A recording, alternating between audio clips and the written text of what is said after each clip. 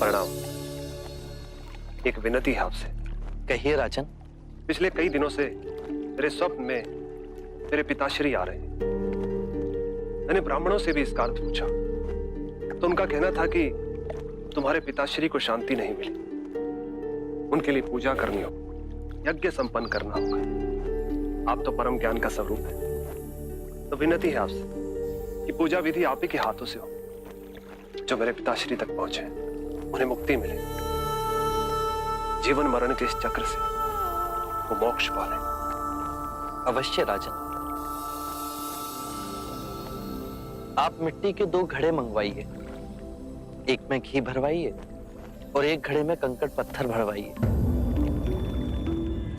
और उन दोनों घड़ों के मुंह कपड़े से बंधवा दीजिए और उन्हें लेकर नदी के तट पर आइए। मैं वहीं आपकी प्रतीक्षा करूंगा। मैं भी इसका प्रबंध करता हूं महाराज।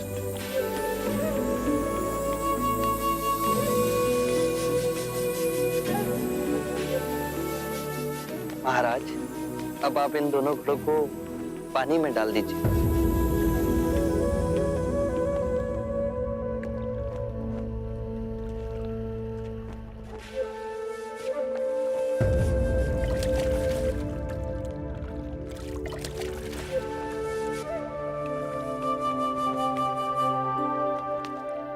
महाराज, अब इन दोनों घड़ों को आप तोड़ दीजिए।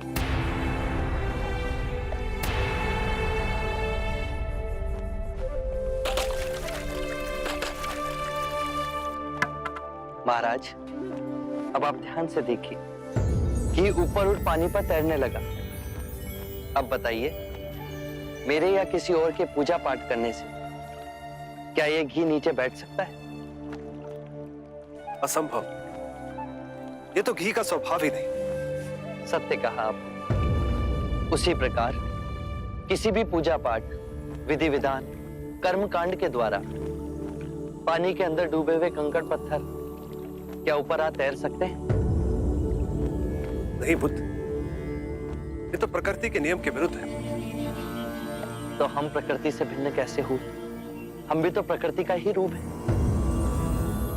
सत्य कहा बुद्ध। एक सत्य ये भी है राजन, यदि हमारे पूर्वजों ने अपने जीवन काल में कंकड़ पत्थर बोए, दुष्कर्म किए, तो वो स्वाभाविक ही कंकड़ पत्थर की तरह नीचे बैठ जाएंगे। और यदि उन्होंने अपने जीवन काल में सत्कर्म किए तो स्वाभाविक ही घी की तरह ऊपर आ तैरने लगेंगे। जो बोएंगे वही काटेंगे। परंतु इस शरीर रूपी जीवन काल में ही नहीं, अपितु इस शरीर रूपी जीवन काल के पश्चात वाली यात्रा में भी हम जैसे कर्म करेंगे वैसा ही फल मिलेगा। अब बताइए, इस प्रकृति के नियम को कोई पूजा पाठ, कर्म कांड, विधि विधान, यज्ञ हवन मिटा सकता है? राजन, मैं भी इसको नहीं बदल सकता। केवल अच्छे कर्म ही मनुष्य की मुक्ति का द्वार खोलेंगे। ये कैसी तलवार है आपके हाथ में जो एक क्षण में सारे झूठ काट केवल ज्ञान को प्रकाशित करती है? ना जाने कितने जन्मों और भटकता में यदि आपकी कृपा ना होती।